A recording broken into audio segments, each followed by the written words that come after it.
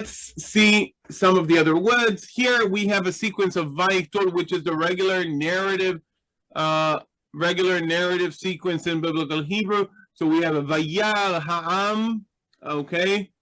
That's the subject of the verb, okay? Subject, verb, and VSO is the regular verb, subject, object is the regular word order in biblical narrative.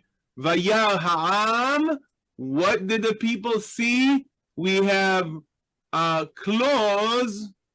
We have this subordinate clause opening with this content, the content clause or content particle key. Another use of the word key that we've seen already so many times, very common, conditional, temporal. Here opening a content clause, specifically an object clause. If we have an object, okay, an object clause, the people saw, we could have had, the people saw an apple, the people saw a cow, the people saw the moon. No, the people saw that Moses is delayed from coming down the mountain. So because it's a clause, the thing that the people saw, we need to open it with a particle, with a, in this case, a subject, an object clause opening with a content particle key. The people saw that Moses, okay, was delayed. Okay, this is very common with verbs that describe sensory, I mean, acquiring of information, like the people heard, the people saw, the people knew, or anyone else, not just the people. So if you have these verbs of seeing, knowing, hearing, it's very common to have an object clause opening with key following them. Okay, so a bit about that. And then Vayiqahel ha'am, again, verb subject, al Aaron. Vayomeru, note the transitioning from the singular to the plural. Again, very common in biblical Hebrew. Vayomeru elav, what did they say to him? Kum Aseh lanu Elohim. So we have kum, which is an imperative form, followed by another imperative form. Kum Aseh. So we have two imperatives, what directly succeeding the other.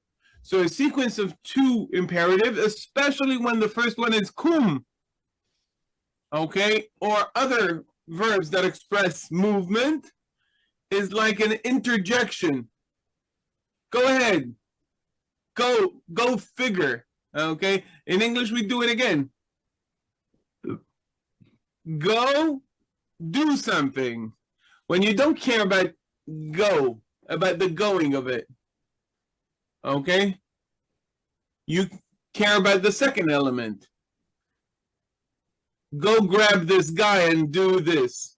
It's not the going, it's the grabbing, okay? So they use the first imperative in order to haste him, in order to press him, okay?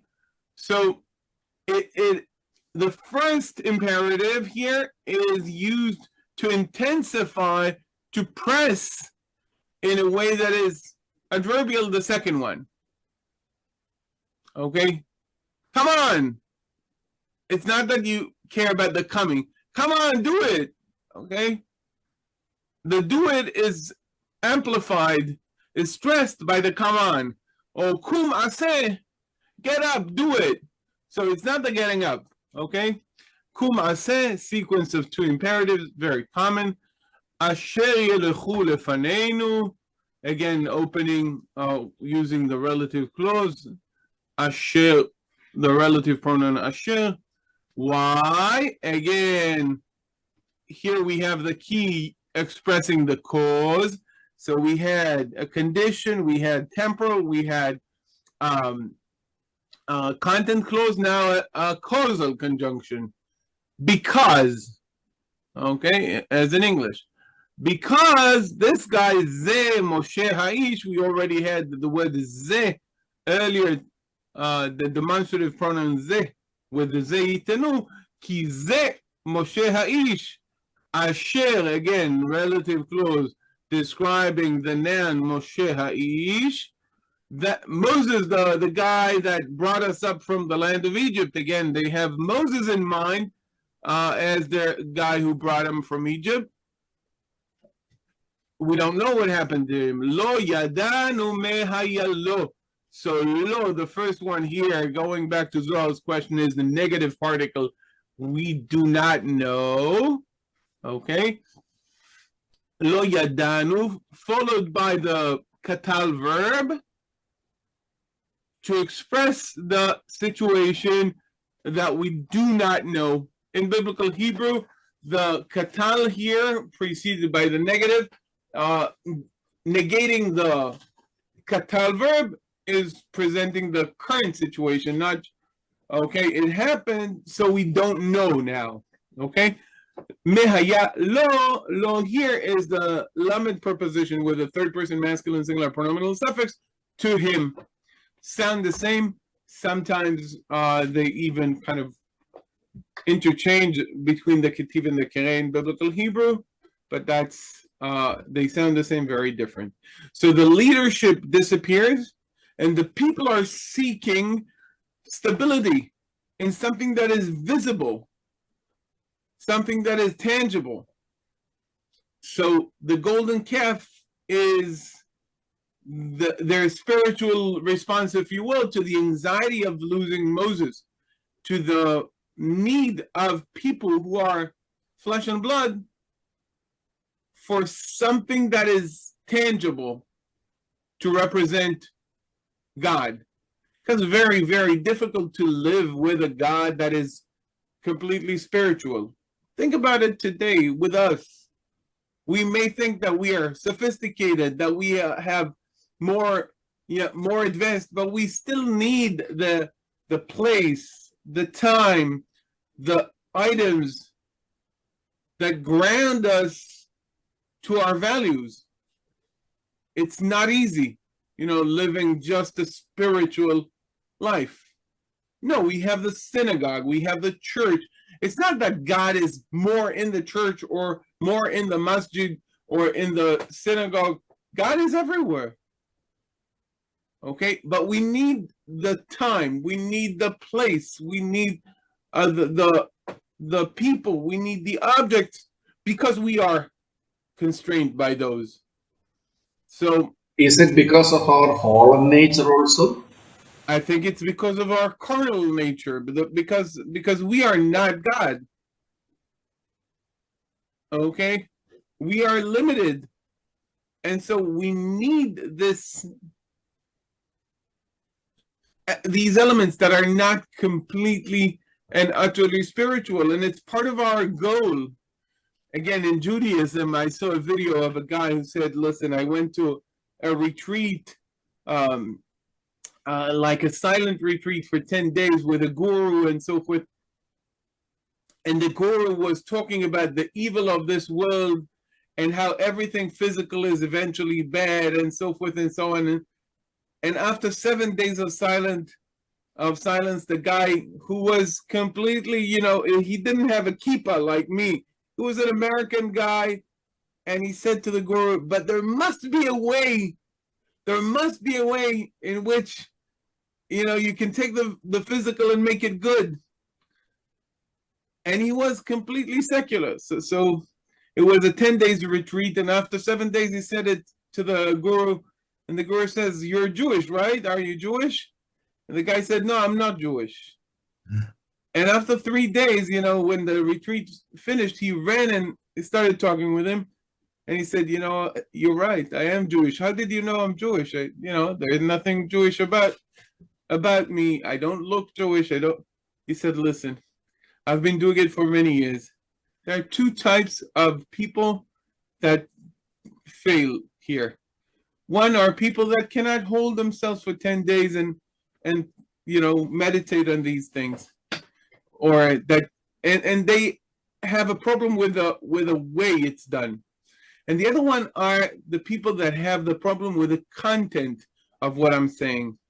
And I found out that a very large portion of those who have hard time with the content that I'm saying are Jewish, you know. So so I knew, and he admitted he was Jewish and everything. So the idea of taking the physical and realizing that we're constrained by it, by taking it, but trying to realize the good in the physical is very Jewish, and it's part of the struggle of making this world a better place. One of our trainers were saying we need to fast not only from food, from all these things, including our gadgets. So, yeah. So we say we need to eat, but make eating holy. We do fast sometimes. It's not that we're not fasting, but the challenge of Judaism is to eat and make your eating part of the service of God. Okay, that's very, very Jewish, you know. Yeah. So Moses' response, okay, he does not abandon the people, even though they have committed this crime.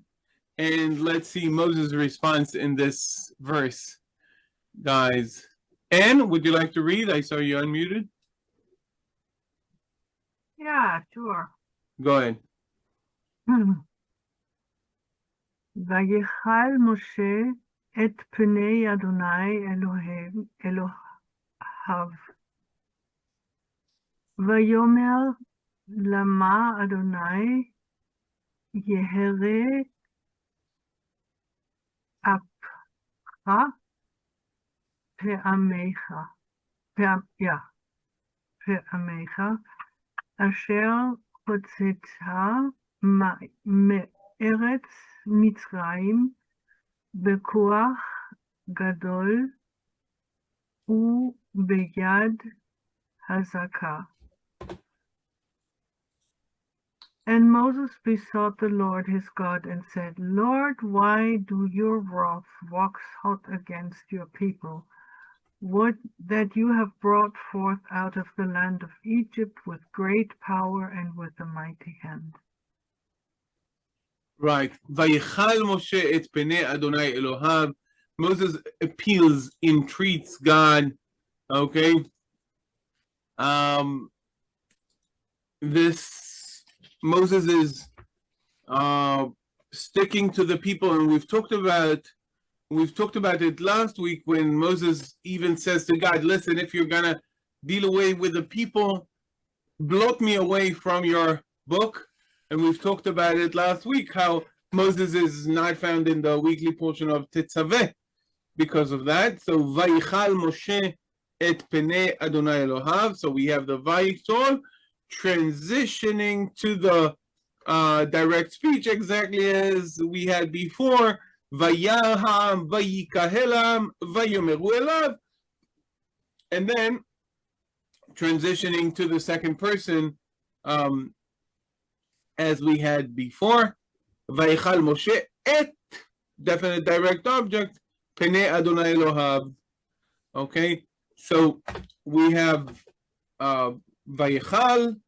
Moses came before God, confronts God on behalf of the people.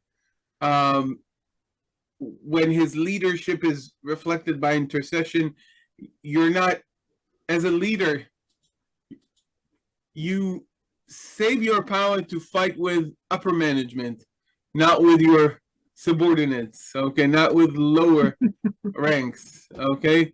So Moses argues, if you remember, he argues God's reputation, okay? He argues the sunk investments of taking the people out of Egypt, the Exodus narrative, if you will, the covenant with the patriarchs Abraham, Yitzchak, and Yaakov. And this is again a very, very Jewish theme. You remember that the name that is given to Jacob is Yisrael. What is Israel? Struggle with God. Come again? Struggle with God. Struggle with God, right? Gender. Not accepting reality. Okay, not accepting that the world is broken and there is nothing that we can do about it, but the world is broken and we are here to make it better. Even though God created the world, there is something very vain in that idea. What do you, God created the world this way. God created the suffering of your fellow men. Why are you interceding? Why are you helping? If God wanted to help him, God would have. Okay. But no, we're saying, no, we have to make this a better place. Not in the hereafter, but in the here now. This is why the Bible almost completely, the Tanakh is not dealing with the next world. Yeah, a verse in Samuel, maybe a verse in Daniel, but again, if you push me, you cannot get a chapter of the Bible that deals with it out of the 929 chapters. Okay, not even a chapter, few verses maybe. We're here to make this a better world. Okay, this is part of the idea of core ideas of Judaism we're dealing with this week. I don't know what it's. My birthday made it a heavy kind of a discussion, but it's really how I see this. Okay, it's really what it means. Okay, this is Moses arguing with God to save the people. Okay, because their job is here.